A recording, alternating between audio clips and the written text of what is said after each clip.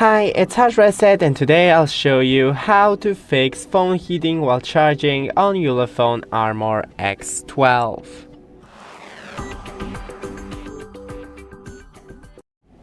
So first, it is totally normal for your phone to heat while you're charging it, especially when you're using the fast charging, but we can minimize that. First, close all the background apps. Then use the original cable and the charger.